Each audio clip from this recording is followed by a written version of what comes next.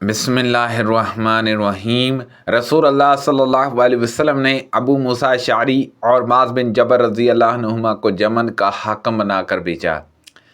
راوی نے بیان کیا کہ دونوں صحابیوں کو اس کے ایک صوبے میں بھیجا۔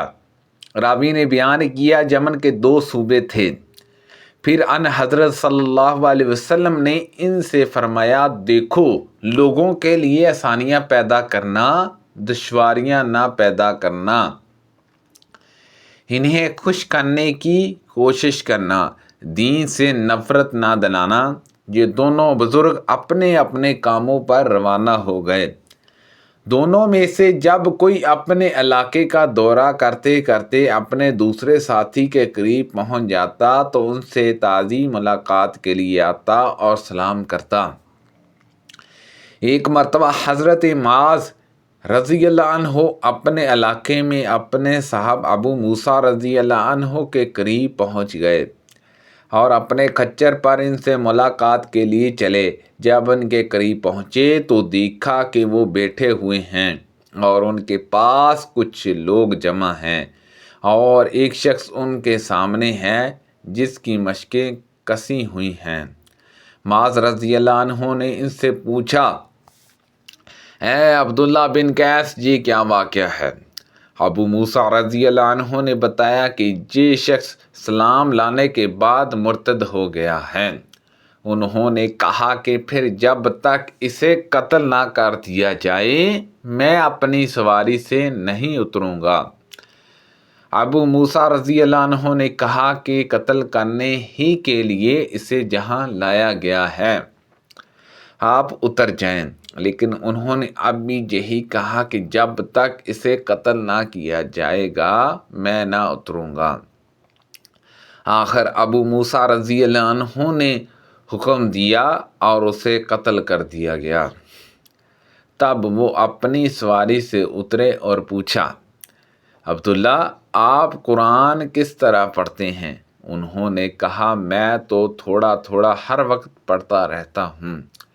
پھر انہوں نے کہا، معاذ رضی اللہ عنہ سے پوچھا کہ معاذ، آپ قرآن مجید کس طرح پڑھتے ہیں؟ معاذ رضی اللہ عنہ نے کہا، میں تو رات کے شروع میں سوتا ہوں، پھر اپنی نیند کا ایک حصہ پورا کر کے میں اٹھ بیٹھتا ہوں اور جو کچھ اللہ تعالیٰ نے میرے لیے مقدر کر رکھا ہے اس میں قرآن مجید پڑھتا ہوں۔ اس طرح بیداری میں جس ثواب کی امید اللہ تعالیٰ سے رکھتا ہوں، سونے کے حالات کے ثواب کا بھی اس سے اسی طرح امیدوار رہتا ہوں۔ نبی کریم صلی اللہ علیہ وسلم نے انہیں یمن بھیجا۔ ابو موسیٰ رضی اللہ عنہ نے ان حضرت صلی اللہ علیہ وسلم سے ان شربتوں کا مسئلہ پوچھا جو یمن میں بنائے جاتے تھے۔ ان حضرت صلی اللہ علیہ وسلم نے دریافت فرمایا کہ وہ کیا ہیں؟ ابو موسیٰ رضی اللہ عنہ نے بتایا کہ البتہ المزرہ۔ سعید بن ابی بردہ نے کہا کہ میں نے ابو بردہ اپنے والد سے پوچھا، البتہ کیا چیز ہے؟ انہوں نے بتایا کہ شہد سے تیار کی ہوئی شراب، المزرہ جو سے تیار کی ہوئی شراب۔ ان حضرت صلی اللہ علیہ وسلم نے جواب میں فرمایا کہ ہر نشہ آور چیز پینا حرام ہے۔ اس کی روایت جرا اور عبد الوہاد نے شبانی سے کی ہے اور انہوں نے ابو بردہ سے کی ہے۔ نبی کریم صلی اللہ علیہ وسلم نے ان کے دادا حضرت ابو موسیٰ رضی اللہ عنہ اور معاذ بن جبل رضی اللہ عنہ کو یمن کا حاکم بنا کر بھیجا اور فرمایا کہ لوگوں کے لیے آسانیاں پیدا کرنا، ان کو دشواریوں میں نہ ڈالنا، لوگوں کو خوشخبریاں دینا، دین سے نفرت نہ دلانا اور تم دونوں آپس میں موافقت رکھنا۔ اس پر ابو موسیٰ اشعری رضی اللہ عنہ نے عرض کیا، اے اللہ کے نبی، ہمارے ملک میں جو سے ایک شراب تیار ہوتی ہے جس کا نام زار ہے اور شہد سے ایک شراب تیار ہوتی ہے جو بطح کہلاتی ہے۔ آپ صلی اللہ علیہ وسلم نے فرمایا کہ ہر نشہ لانے والی چیز حرام ہے۔ پھر دونوں بزرگ روانہ ہوئے۔ معاذ رضی اللہ عنہ نے ابو موسیٰ رضی اللہ عنہ سے پوچھا، آپ قرآن کس طرح پڑھتے ہیں؟ انہوں نے بتایا کہ کھڑے ہو کر بھی، بیٹھ کر بھی، اور اپنی سواری پر بھی، اور میں تھوڑے تھوڑے عرصے بعد پڑھتا ہی رہتا ہوں۔ حضرت معاذ رضی اللہ عنہ نے کہا، لیکن میرا معمول یہ ہے کہ شروع رات میں سو جاتا ہوں اور پھر بیدار ہو جاتا ہوں۔ اس طرح میں اپنی نیند پر بھی ثواب کا امیدوار ہوں، جس طرح بیدار ہو کر عبادت کرنے پر ثواب کی مجھے امید ہے۔ اور انہوں نے ایک خیمہ لگایا اور ایک دوسرے سے ملاقات برابر ہوتی رہتی۔ ایک مرتبہ حضرت معاذ رضی اللہ عنہ ابو موسیٰ رضی اللہ عنہ سے ملنے کے لیے آئے۔